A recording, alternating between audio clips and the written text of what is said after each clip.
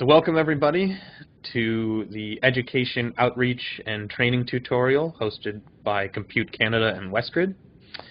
Today I'm going to be going through an introduction to Linux, focusing on command line basics. Today is September 26, 2017, and my name is Philip Richmond. Everything presented today is going to be under the open source Creative Commons shareable license. So you are free to use these materials in your own work. You're able to adapt or transform them so that they may fit your purpose specifically. However, if you do end up using these materials, you need to ensure that whatever you do create is also on open source and that you give credit to the original creator, myself. So, welcome. In this tutorial, we are going to be exploring the command line interface for the WestGrid High Performance Compute resource, which is available for free to academic Canadian researchers. If you can, follow along with me as I enter in commands and we walk through some of the basics of the Linux command line.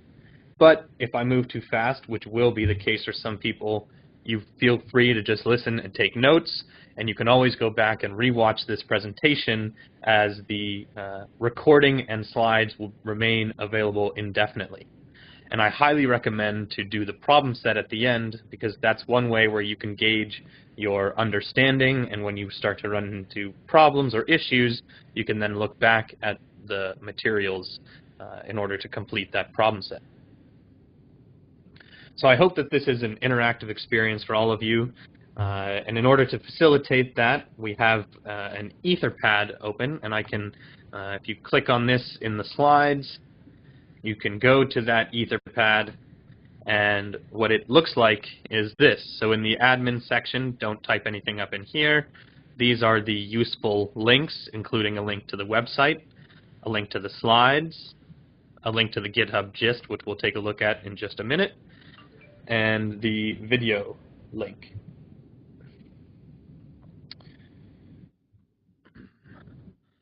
A note to attendees. Please log into the server before the session starts. Obviously, we're already going now, so those of you that have already logged in, great. We will take a couple minutes just to review how to log in, but instructions can be found on the website. If you are following along, please sign in to the attendee section here, and we have tutorial TAs that are monitoring this Etherpad, and any question that you post in here, whether it's an issue with logging in or an issue with changing directories, or perhaps you just have a question about the command line itself, feel free to post that question here and it will be answered while I'm talking or in the latter part of today's session. So you have a cheat sheet which can be found at this GitHub gist. And so if we go ahead and click on that, these are going to be the actual commands that I'm going to be typing into the command line. Obviously, these commands are going to be specific to my directory, which I'm going to be making called Richmond. But if you ever get lost or feel like you'd rather just copy-paste something, then you can always copy and paste right out of this GitHub gist and into the command line, which we'll open up in a minute. Furthermore, there are details on some of the specific commands which we are going to be running, as well as some advanced options that I'm not going to go over, and even some additional commands that I'm not going to be going through in this short session. So the session learning goals. We're going to go over just a very basic overview of computing with high-performance computers. We're going to learn about the file system hierarchy, and we will hopefully, by the end of this, master the very basic commands for navigating the file system. And then I'm going to also show you some more basic commands for file handling. We'll learn about using the manual command.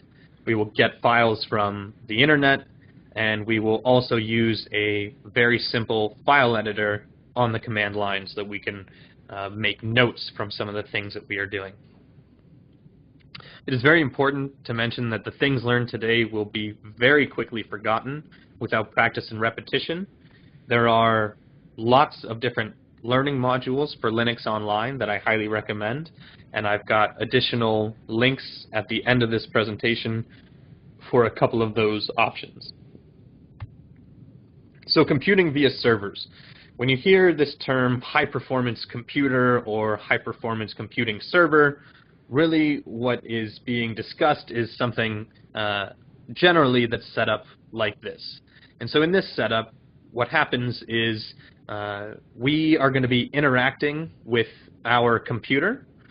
So this is my MacBook right here. I'm a happy yellow face. And when I open up a terminal on that laptop, I'm going to open up a secure shell connection, and that is going to connect me into the server. Now when I first log in, I'm only going to be on what's considered the head node. Now the head node is still far more powerful than anything available in a laptop, but the primary goal of the head node is to use a job scheduler and send out jobs to a larger compute cluster. Now in today's session, we are only going to be focusing on interacting with the head node, and in order to do that, we're going to need to learn some of these Linux command line options so that we can effectively communicate through the terminal to this compute server. Future tutorials available through Compute Canada will focus on interacting with the compute nodes and the job scheduler through things like job scripts. But unfortunately, in the span of today's session, we will not be covering that for the sake of time. So let's get started. If you are on a PC, hopefully you've downloaded MOBA Xterm or Pwd. And if you're on a Mac or a Linux box, you can simply open up the terminal application.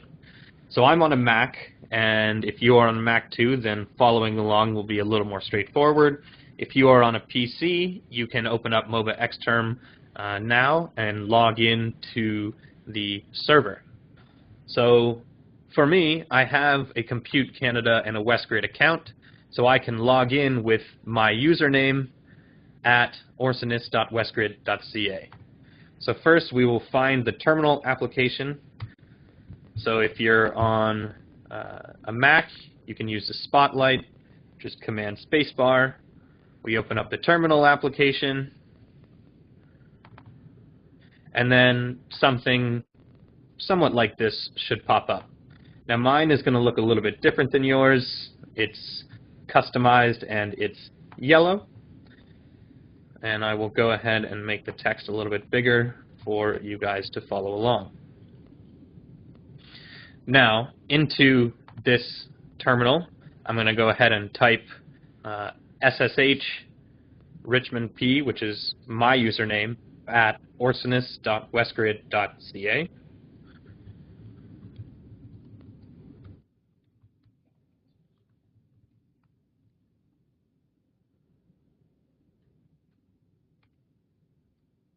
I'll enter my password. Something to note is when I enter my password, it's not going to actually show that password. It's just going to look like nothing is happening. And then when I successfully log in, I'm going to visualize something that looks like this, which is the welcome message from this compute server.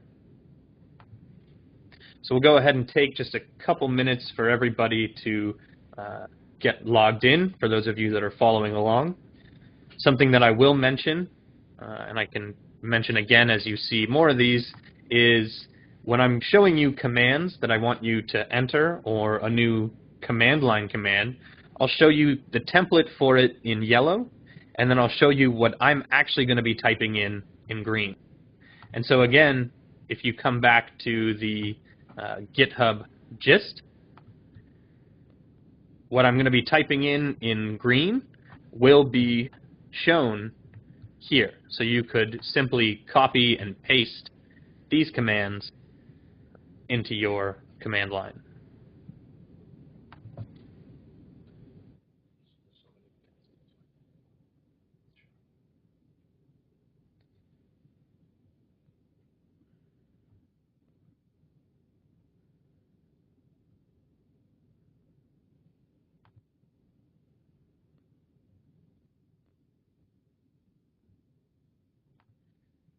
Okay, so there's some people that are saying we're having trouble seeing the screen. Jana, can you double check that we can still see the screen?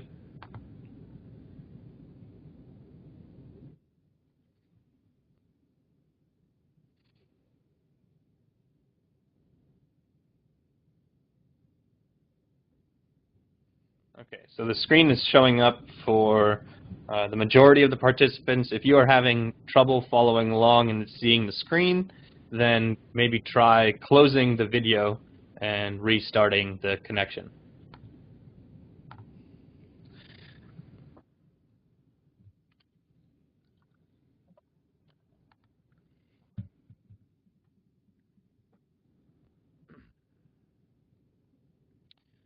All right, give it just one more minute while a few of these things get resolved, and then we will forge onwards.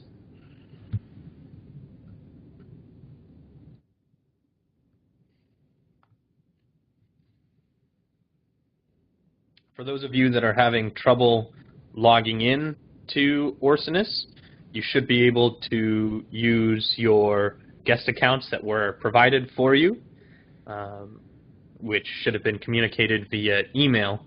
And if that's not working, then perhaps it makes the most sense just to follow along at this point, and then we can sort out those login issues after the presentation during the problem set. Okay, so let's get going. So the server Orsinus has a specific file system organization.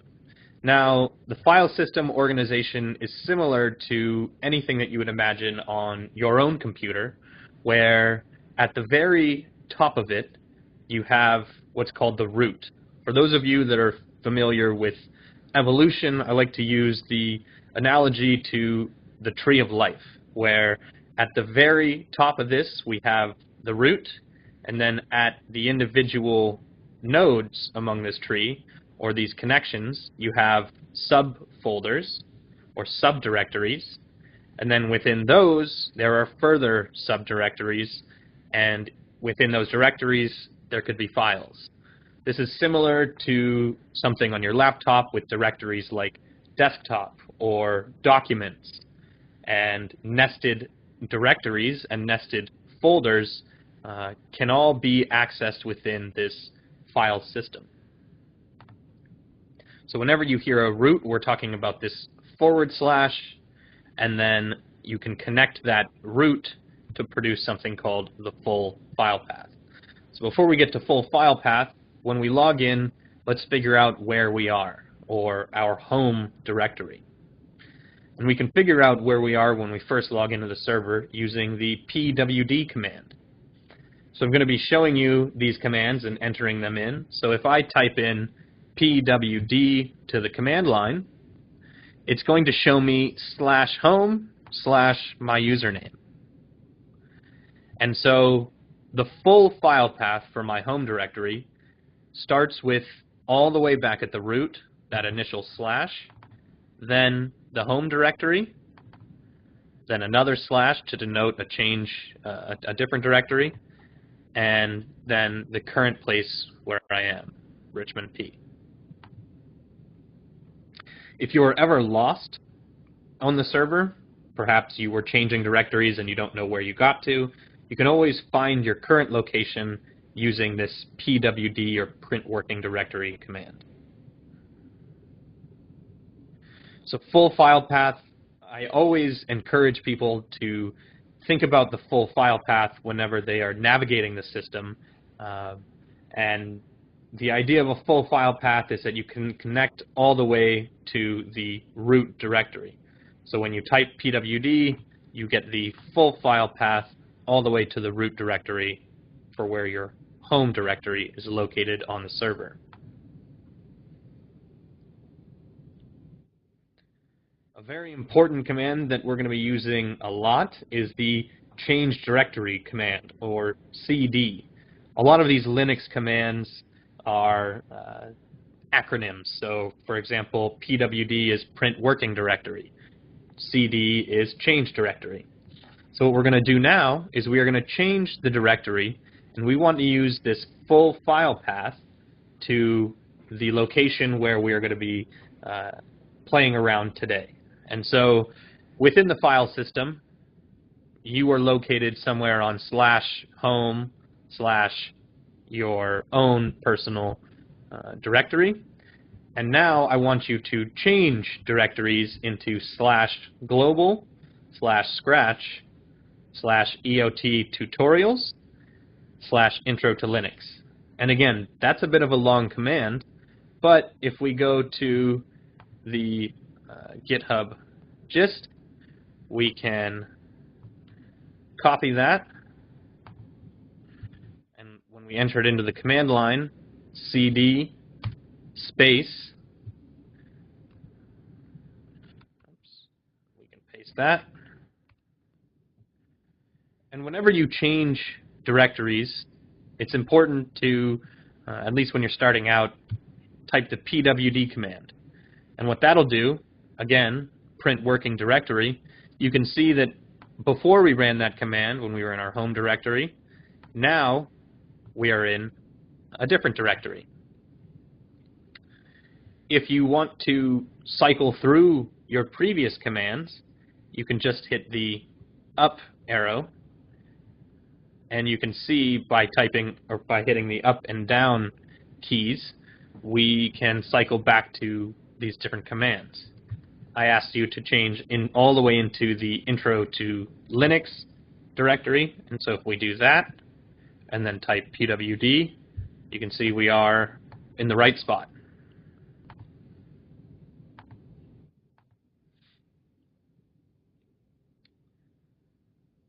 A quick tip, if you type cd without a file path and then hit enter, it will take you back to your home directory. So cd space the file path of the location that you want to go, and that will tell you, and that will move you to the correct location. The next command is list, or ls, and you can either type ls without anything and it will list your current directory, or you can do an ls of a full file path, and that will give you the listing of all of the files and directories within that space. So if we do an ls of /global scratch EOT tutorials intro to Linux, you can see there are 4 directories at this location. Now, one thing that you may have noticed while I was typing that in is that when I was typing, I can hit the tab key, and that will autocomplete the rest of the file path or the directory as long as it is unique. So, for example, when I type EO, that's already a unique directory. If I hit tab, it'll autocomplete that. If I type intro, then it will autocomplete with the tab key, and that'll make things a lot faster and a lot quicker for when you are navigating the system. Along those lines, if I type the same command, again I can return to that with the up arrow, and I'm to type capital R, if I hit tab, nothing happens, but if I hit tab twice, you can see that capital R is not necessarily a unique file path. So when I hit tab twice, you can see that it's giving me 2 different options. And now if I type lowercase I and hit tab, it will show me everything within that directory.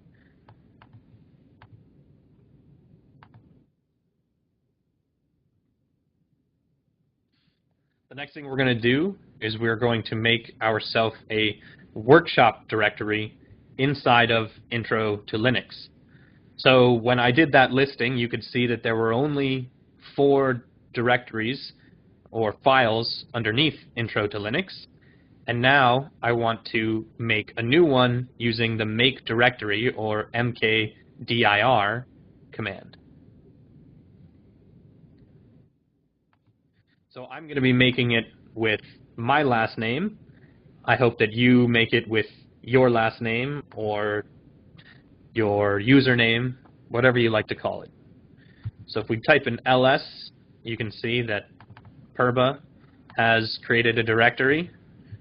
So I'm going to delete my old Richmond, and I'm going to mkdir, and I want to make this in global, scratch, EOT tutorials, intro to Linux, and I'm going to call it Richmond. So if I hit enter, and then I hit ls, you can see that additional directories are being created. And after I deleted this here, which I'm not encouraging you to do, you can see that I was able to create a new one. I can make another directory called Batman, and you can see lots of people are following along, and Batman is now got a directory within this Intro to Linux folder.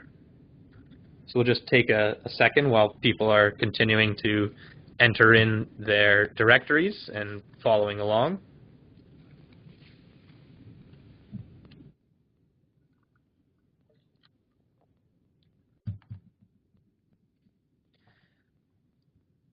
Again, a tip, anytime that you're creating a file or a directory or you change directories, you can do an ls command to double check yourself.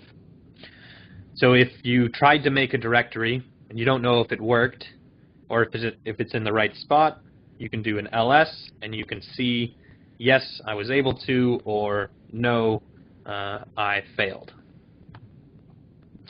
And at the end, we're going to go over a few different debugging issues that you may have run into while following along.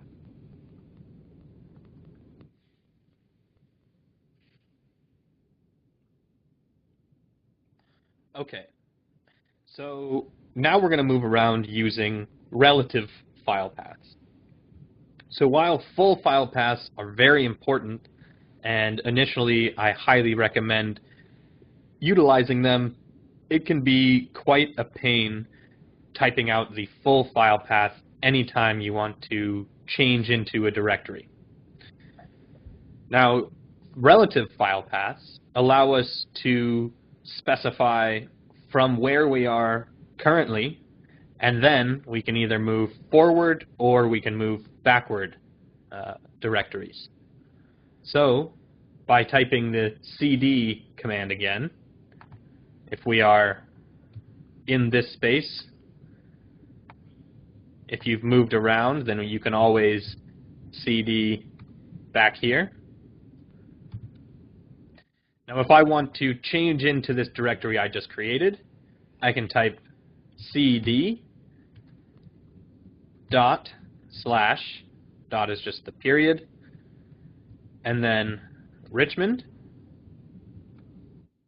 And now if I type pwd, you can see that I moved from where I currently was into the subdirectory Richmond. So I moved from Intro to Linux along this green arrow into Richmond. Now if I want to back up a directory, I type cd followed by ...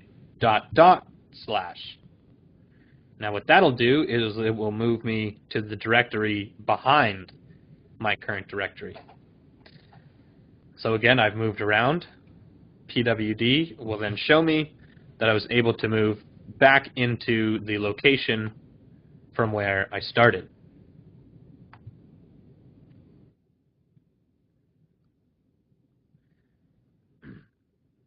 Using these two commands, you can cycle around. You can move all the way back to the root directory. You can move forward through relative file paths and just kind of play around for a minute, moving forward and moving backward. So if I am here, I can type cd ... slash, and now I'm at this higher level directory. I can move back again, and if I type ls while I'm in the scratch space, you can see that there are lots of different directories within /global/scratch. I can move back again. Now I'm in /global, and I can even move back all the way to the root directory. If I'm at the root directory and I try to move back again, nothing happens. So you can chain them together, and the farthest you can go is to the root.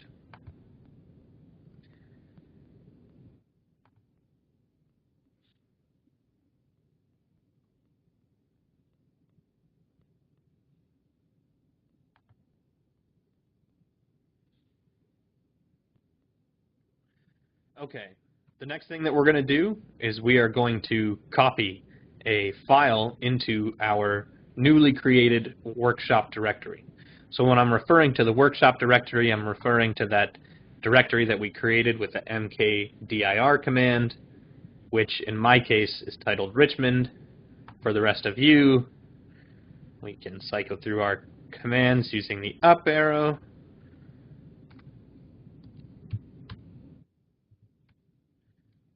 And we can change into the Richmond directory, or your relative directory. And you can see that right now, if we do an ls, there's nothing within this directory. ls returned empty. And so what we want to do is we want to copy this file into our directory. When you're running the copy command, I recommend initially using full file paths. So I am going to copy, and this is a long one, so I'm going to go ahead and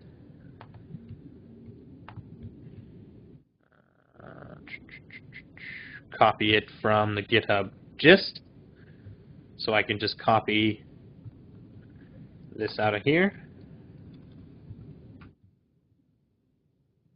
And now you can see if I type ls, I have created this new file called genes.gtf. Again, if you are going to be using the GitHub gist, make sure that you change this final directory in the destination to be whatever your name is, whether it's Round or H. Johnson. Several different people following along. Good to see. So we should have this file after we copy it, and we're going to be doing some things with this file, so I'll give everybody a second just to make sure that they have copied that file.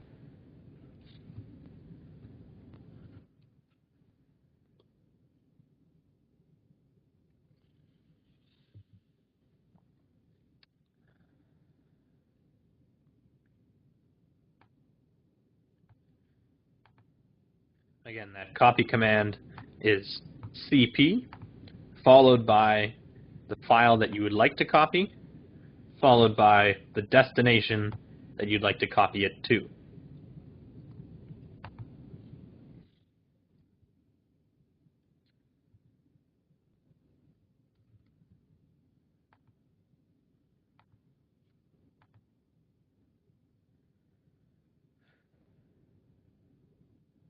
Okay. Now, once you have copied this file, we are going to list it out using the ls command. And so if we type ls, it will list the current directory, but what you can see is that in this current directory, it's just showing this genes.gtf file without that much information. We can add options or parameters to this ls command that will give us more details. Now, these options are specified with a dash followed by a letter, and there are lots of different options that can be explored for each command, and we're going to get to how to discover those options and use them later on. So if we do an ls-l, which is for long listing, and -h, which is for human readable, of this file or of this directory, you can see that what's printed out is somewhat cryptic, but we're going to walk through it, and hopefully by the end of it you guys will understand what these different characters mean. So here I'm showing you, yes, you can either ls the full file path to your file of interest, or if you're already in that directory like I was, you can just type ls-l and -h.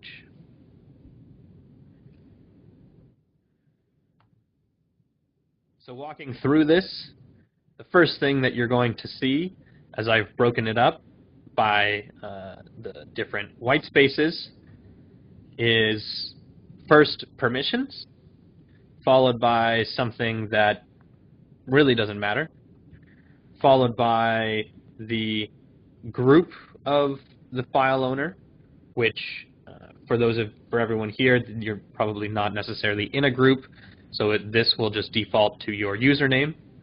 The username of the file owner, so in this case, I am the file owner, and you can see that my username is Richmond P. 263M stands for 263 megabytes, and that is the file size. The date of creation, this date different than the date that we are currently, but you can see this was created September 26th at 10:30. And then lastly, the file name. A tip is that whenever I'm using ls-l and -h, I like to check a few things, notably the file size. If you are trying to work with a file and this file size is 0, then something probably happened when you were copying it or when you were creating it that caused them some problems.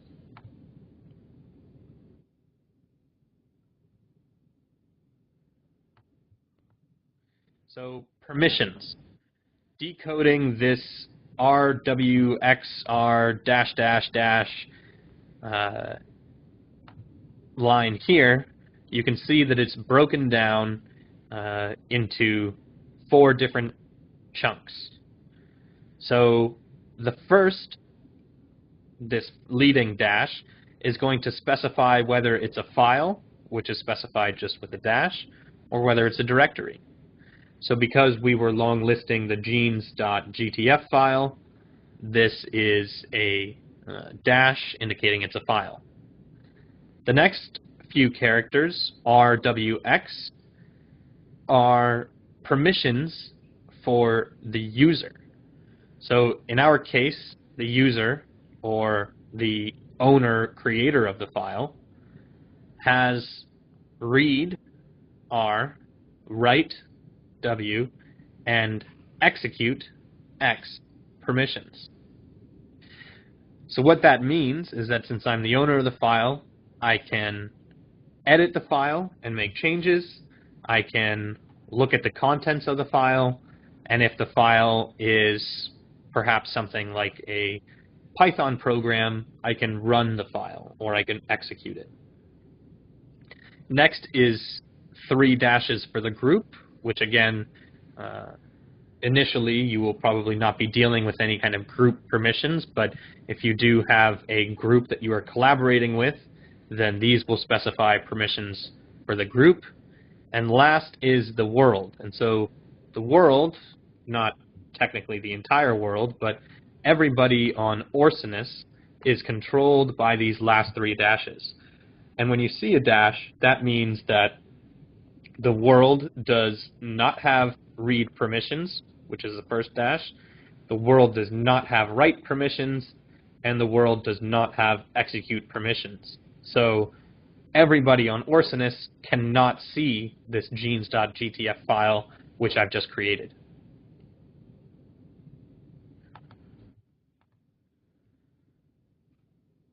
So breaking that down just one last time, this is a file. The user or the owner has full file permissions for reading, writing, and executing it. The group that I'm in can read it and they can execute it, but they cannot write it. And these last 3 dashes, the world has no idea about genes.gtf. Now this is a problem because oftentimes maybe I want to share a file with someone, or I want someone to be able to edit something that I'm working on the server.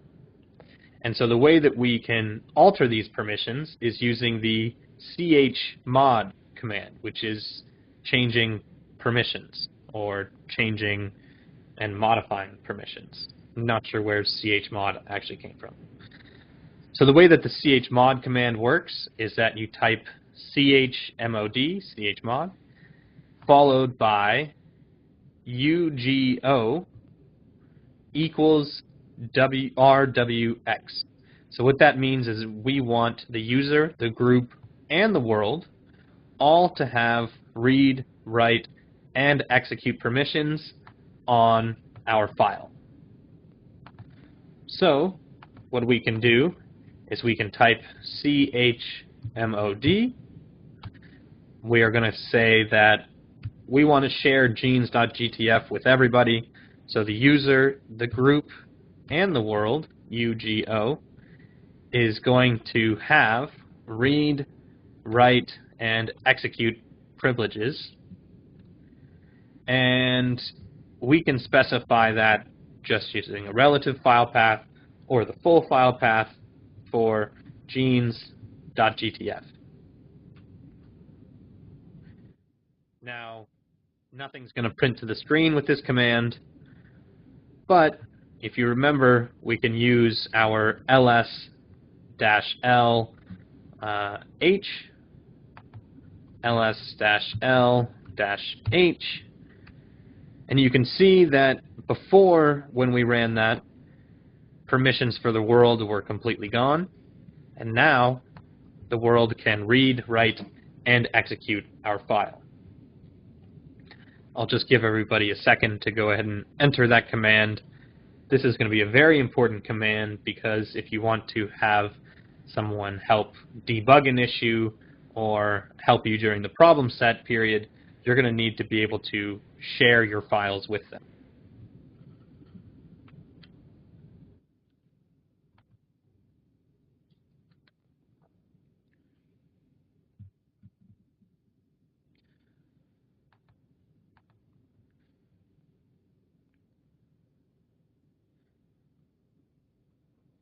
So again, that was with the relative file path. If I want to use the full file path, global, scratch, EOT training, that's another way that you can write it out with a full file path. And if I want to change the permissions on the directory, then it's simply specified in the same manner, so that I'm changing the permissions and the access to this directory so that everyone can read, write, and execute within it.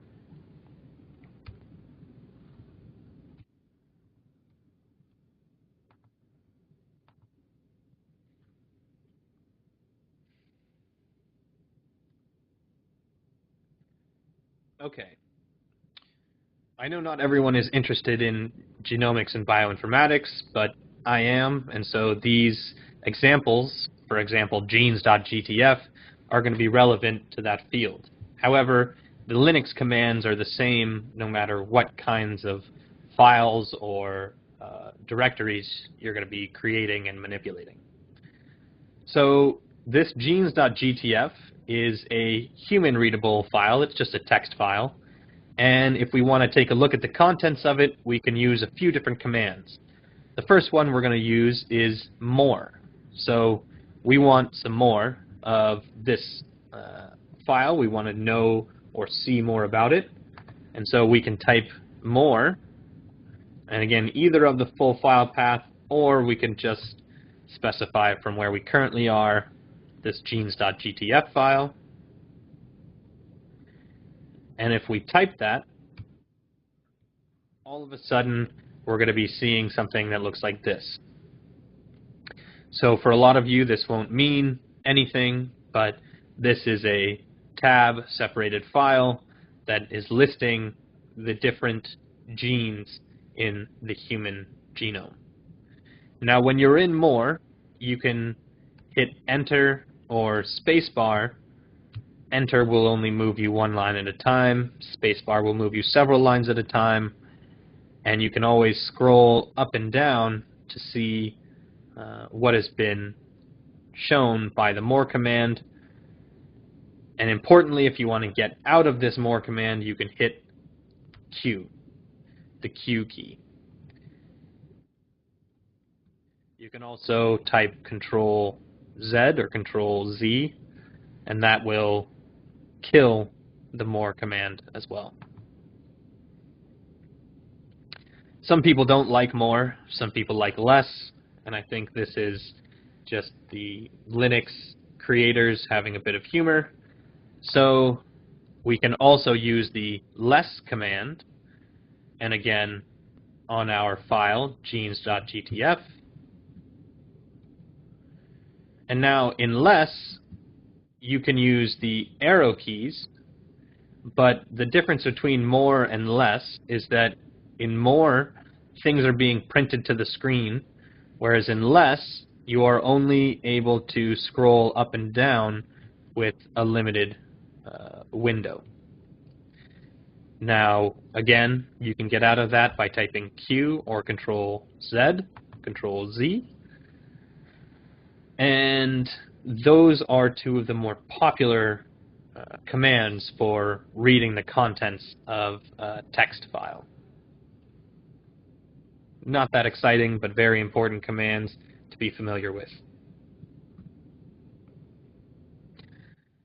Now let's say we're dealing with a file that has 100 million lines, and we only want to know about the first few lines. We can use the head command for that. So I'm going to clear my screen, which is a very useful command. If you type clear, then it will reset your terminal to be nice and pretty and blank.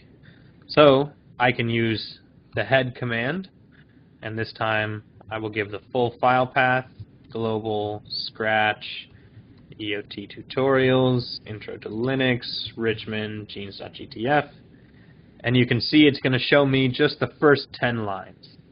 So oftentimes I only want to see just a quick peek of what that file looks like, and by typing head, it will show me just the first few, and it will print them to the screen.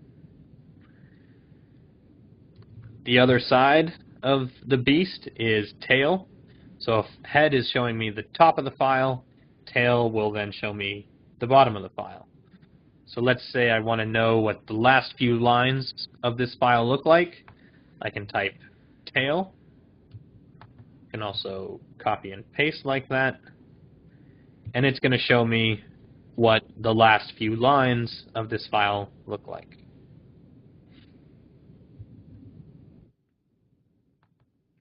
Again, it may seem like we are going pretty quickly, but the usefulness of this presentation is just trying to orient you to the system, get you a few commands so you can play with, and then a lot of the learning is going to be using these commands in repetition and to solve problems for your own personal research. The last command is cat, and cat is short for concatenate. And I told you that this was a big file, so when we type cat, it's going to print the entire file to the screen, or to the standard out. And I'm going to talk more about the standard out in just a second, but if we type cat on this genes.gtf file, it's going to print every single line of that file to the screen. So you can see this is going to be a few thousand lines, and this could take a second. And while it's just doing its thing, we can wait for people to catch up. So again, these three commands, head, tail, and cat, they are going to show you either the top of this file, the bottom of this file, or they're going to show you the entire file. But really the usefulness of these commands because less and more are obviously going to be really useful as well, is that these three commands are going to print it to the standard out, or print it to the screen. Now, why is that important?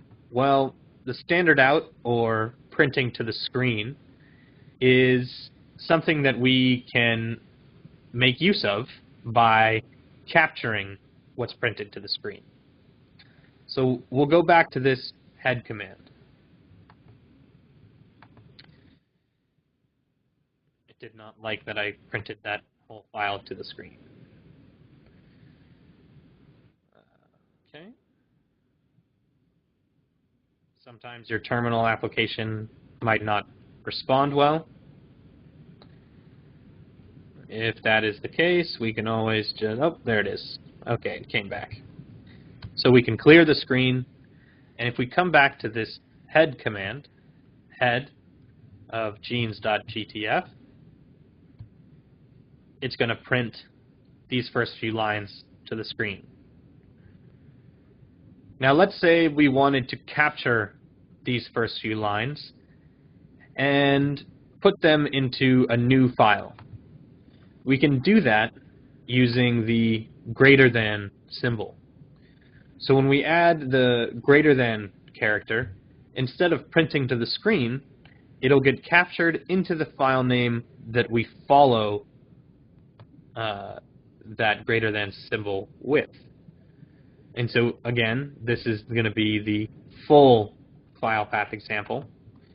But if I just type head of genes.gtf and I want to capture it, put it to the location that I'm currently at, and we'll call this sumlines.gtf. Now you can see when I did that, nothing printed to the screen. Nothing printed to the standard out. Instead, these lines got printed to this file called sumlines.gtf. And again, if we're going to create a new file, alter a new file, capture a few lines, and put it into a new file, it's always a good idea to list out the current directory that you're in using the ls command. So you can see I now have this file called sumlines. I guess that's not good English. We'll make a new one called sumlines. You can now see that I have a few different files, and if we want to take a look at the contents of that file, perhaps using cat command, that will print all of those to the standard out or to the screen. And there they are. All of the lines in this file, which are just the top 10, are printed to the screen.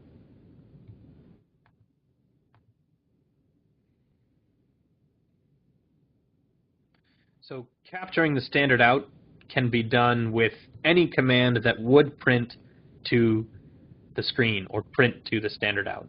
It's not only the head command that you can capture the output of.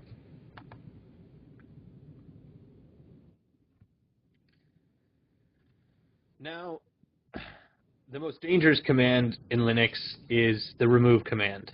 Now, the remove command is something where you cannot go back and recover what you remove or what you delete. Once it's deleted, it's gone forever. So you need to exercise caution when using this command. However, it's definitely a useful command because we will oftentimes create files that really have no use to us, and we need to get rid of them. So the remove command is rm and space the name of the file. So again, if I do an ls-l and -h, let's say I want to remove a file. I'm going to want to, generally at the beginning, using the remove command, use the full file path. So global, scratch, EOT tutorials, intro to Linux, Richmond. Let's first get rid of this sumlines.gtf. Now, on this server, there is a nice little "Are you sure about this?" command, which whenever you type rm, this interactive line will come up. If we type y, that means yes. And now ls-l and -h, you can see that this file, which used to exist, now is gone.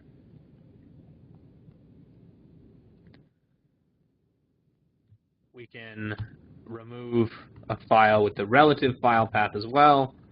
So let's get rid of this other file I created, sumlines.gtf. It's going to ask me, are you sure? Yes, I'm sure.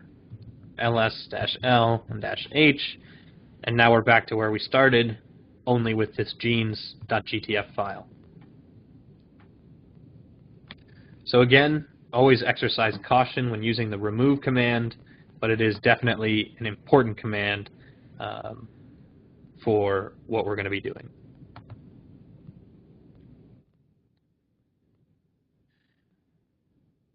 Okay. The Grep command is short for grab regular expression, and the Grep command allows us to search a file for a regular expression, or you can think of that as a pattern. So one of the things that we're going to do is we are going to use the Grep command followed by, within double quotes, the pattern we want to search for, and then the file that we want to search that pattern. So I can type grep, and we're going to be looking for the gene pax6 from genes.gtf. And all of the lines corresponding to that pattern that match the pax6 gene name are going to be pulled from this file and printed to the screen. Now, let's say we want to capture what's printed to the screen. Again, as the same as before, we can use the greater than character. So if I just use the up arrow, I can cycle back through my previous commands. And I can capture that standard out and put it into, what am I having you call it, pax6.gtf. And again, you can see nothing printed to the screen. Instead, it was captured within this file, pax6.gtf. And now if I do my ls-l and -h, you can see that this new file has been created, pax6.gtf.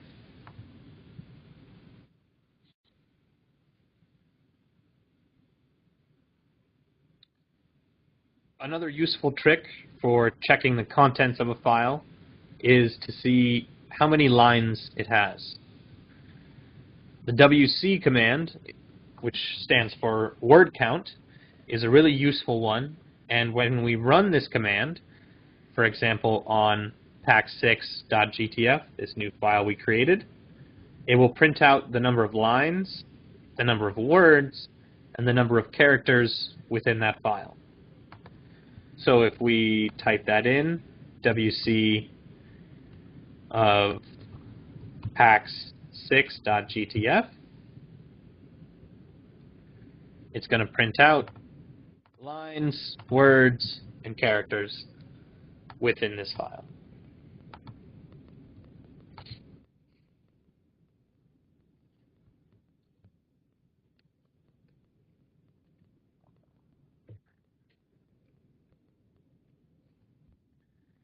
So every command has options, and you can access those options using the man command or manual command.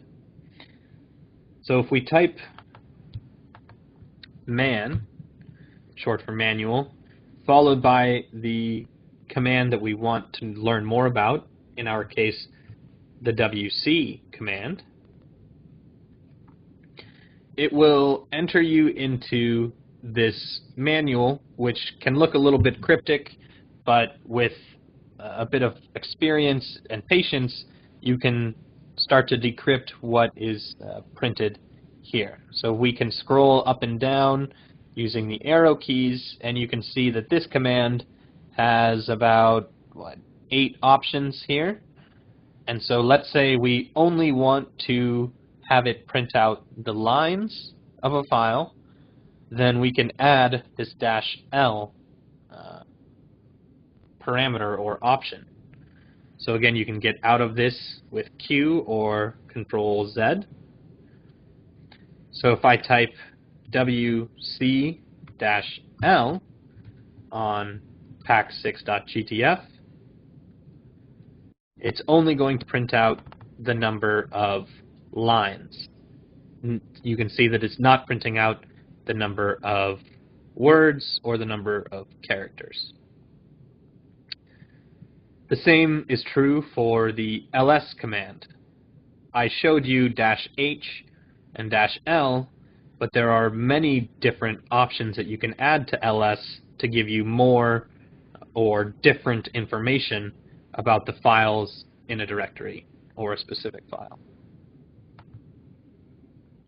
So what option would we use to have it only print out the lines? Again, I'll just show you that quickly. Man of WC. We can scroll down and we see, oh, this -L option only prints out number of new lines. In the following problem set, you are going to have to use this command in order to complete some of the problems. Okay, just a few more slides left before we open it up to the problem set. So we'll try and go quickly here. This is a very important command, webget or wget. And what this will do is it will fetch files from the internet if you give it a URL. So what we can do, I would say, probably is best just to copy this directly from the GitHub gist, wget, followed by this URL. Now this URL is from the NIH. This is the ClinVar variant summary file. So, terminal is not loving me this morning.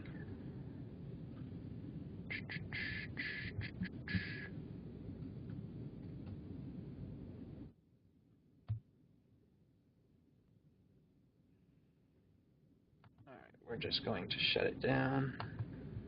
Oops, it came back alive. Okay, so wget followed by a URL, and then some things are going to print to the screen, and you can see now if we just got a new file, ls-l and -h, we now have this new file in this directory, and we downloaded it from the internet.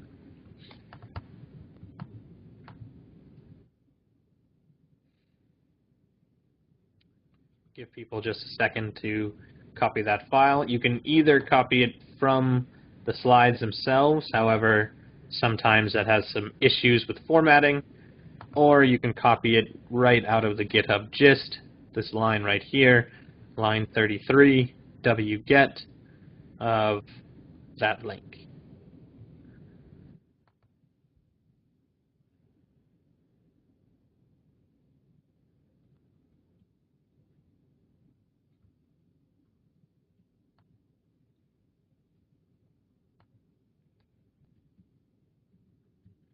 Again, if you're getting hung up on previous commands that we've run, feel free to just kind of put that on hold, follow us for the rest of these few slides, and then come back in the question and answer period and the problem set to resolve those issues. So we have our file, and you might have noticed that it is red. And the reason that it's red is because this file is a compressed file. So if we were to try and use our file viewing options, for example, more, I don't recommend doing this, but for the sake of curiosity, if we type more on this file, this is a binary file. So what is printed to the screen looks a bit like some hieroglyphs and some odd binary characters that mean literally nothing. So this is the computer's attempt at reading something and printing it to the screen, although it's not able to. So we have this compressed file, but we want to be able to look at it. And we can use the gunzip or gunzip to uncompress anything that ends in a .gz. There are other types of compression, and the easiest way to learn or to figure out how to uncompress a file is just to ask Google. Google is a very important resource, and generally things from Stack Overflow are reliable when it comes to answers to Linux questions. So we are going to want to type gunzip, and we want to gunzip this variant summary.txt.gz. It's not too big a file, so it shouldn't run for too long. And now when we do an ls-l and -h, you can see that this variant summary now has no .gz, and it is in the black characters. So again, like before, if we want to take a look at this file, variant_summary.txt, now we can actually read it, and while this may look just as cryptic as before, there is some method to the madness within this file.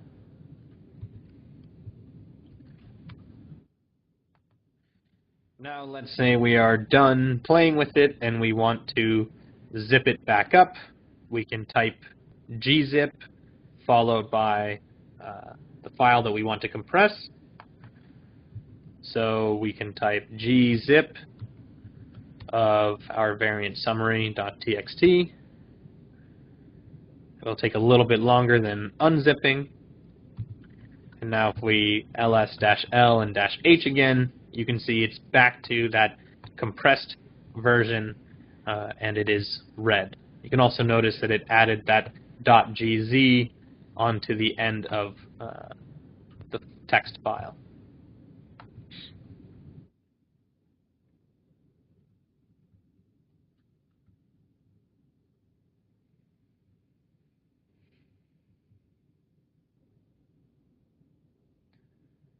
Okay, so the last thing that we are going to touch on today is text editors.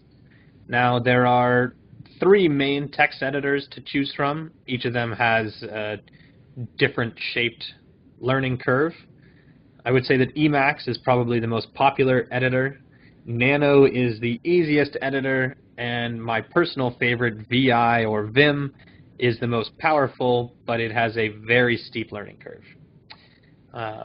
Emacs has a graphical user interface and a terminal version, and if you're using something like MOBA Xterm, I highly recommend using Emacs because it'll be more natural just to work within something that looks like a text edit.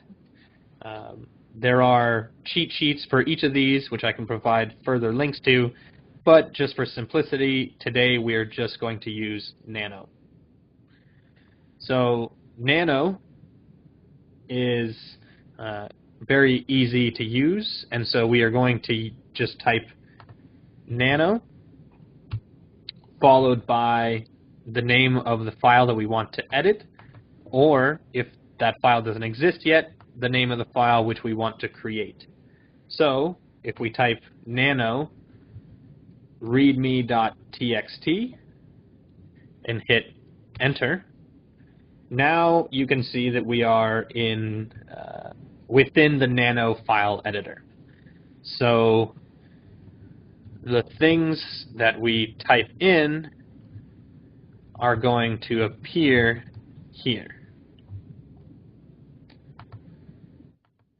So I would like you to type in your name and the date, and then save with Control O, enter, and then quit with Control X. So my name, the date, and then I can save, Control O. It's going to say, do you want to write to this README name? I'll say yes. And Control X will exit from that file.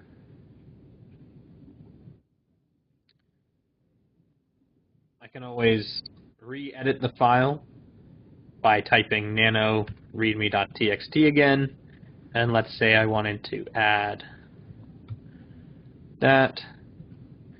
Again, Control O will save, enter, Control X will exit, and now if we want to look at the contents of that file, we've got lots of different options. If you use let more, then you can see that it will show you the contents of that file.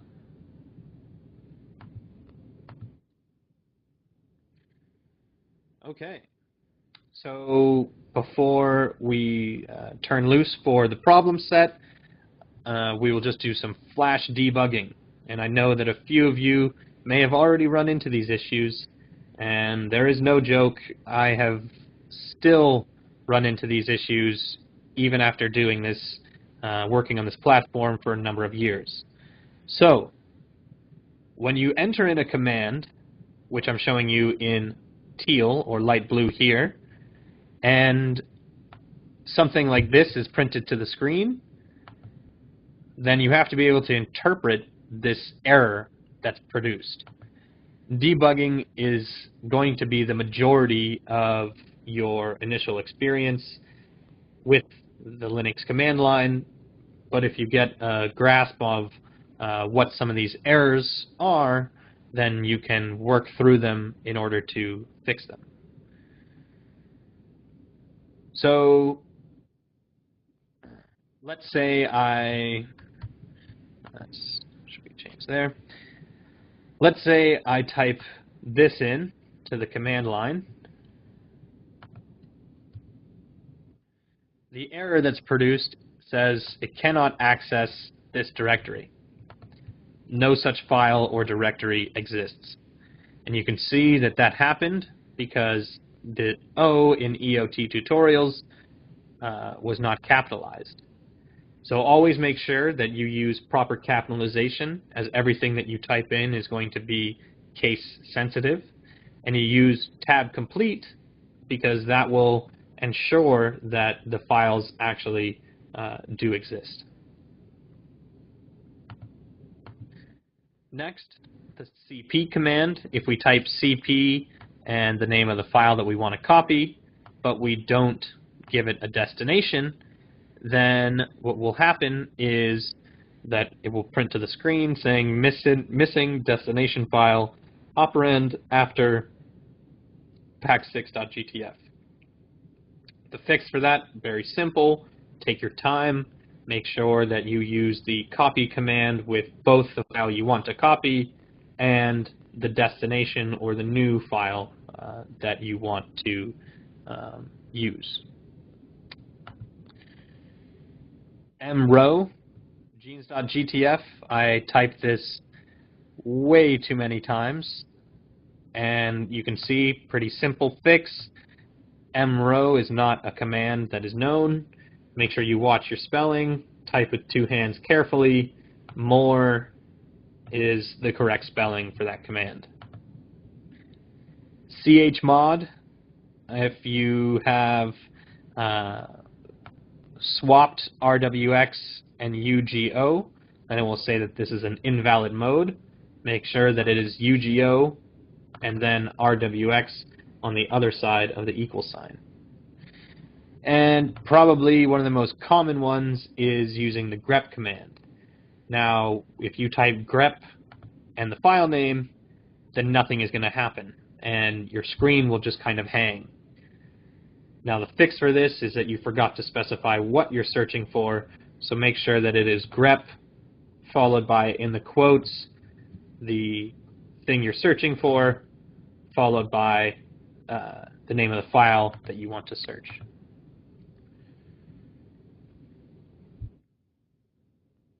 Okay, so that is the end of the lecture.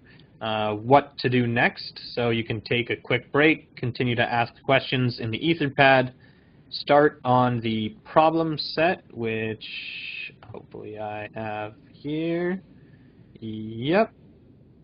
Start on the problem set and go ahead and work through this. Obviously, it's pretty long, but if you can get all the way through this using the slides and the GitHub gist, as well as other people that you may be